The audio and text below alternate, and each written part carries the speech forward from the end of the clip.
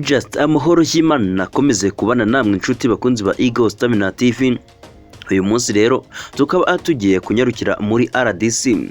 Perezida Uhuru Kenyatta wa Kenya yasabye ko ingabo z'ibihugu bigize umuryango wa Afurika y'Iburasirazuba zigiye kohereza muri Repubulika Iharanira Demokarasi ya Kongo mu rwego rwo kuhagarura umutekano.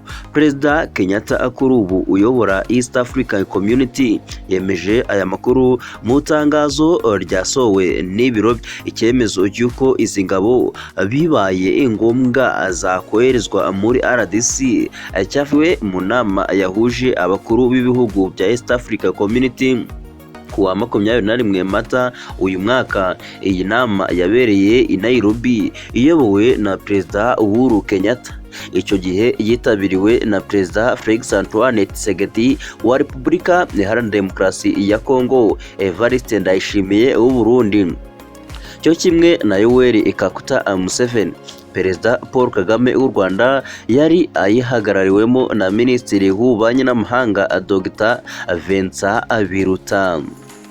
Icyo gihe imitwe yitwaje intwaro ifite ibirindiro mu mashyamba ya Kongo Kinshasa ariko ikomoka muri kiriya gihugu yasabwe kurambika intwaro ikajya mu biganiro na guverinoma ya RDC ikomoka mu mahanga igasubira mu bihugu ikomokamo.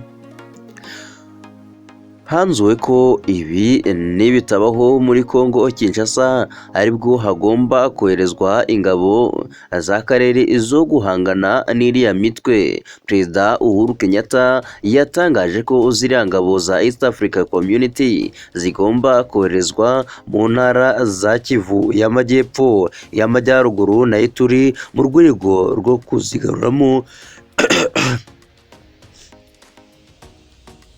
umutekano. Yategetse by'umwihariko imitwe yitwaje intwaro ikorera mu burasirazuba bwa Kongo Kinshasa kurambika intwaro ikayoboka inzira ya politike.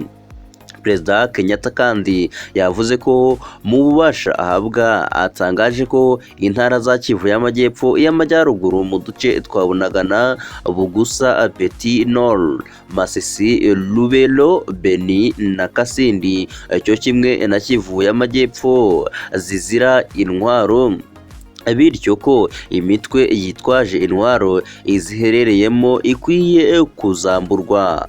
Umutwe wa M23 umaze iminsi mu mirwano n'ingabo za Kongo Kinshasa muri teritwari ya Rutsuru n'umwe murebwa n'iyi gahunda. Perezida Uhuru Kenyatta kandi ko ingabo zizoherezwa muri Kongo zigomba gukoranira bya hafi n'iz'icyo gihugu ndetse n'iza MONUSCO zikazaba ahanini zifite inshingano zo kwambura intwaro imitwe izitwaje. Biteganijwe ko inama izabera Nairobi ku cyumweru tariki 19 Kamena 2022 izahuza abagaba bakuru b'ingabo z'ibihugu by'akarere. Ibiri muri iriya gahunda ya Nairobi ariyo izategurirwamo bwa nyuma ibijyanye no kohereza ziriya ngabo.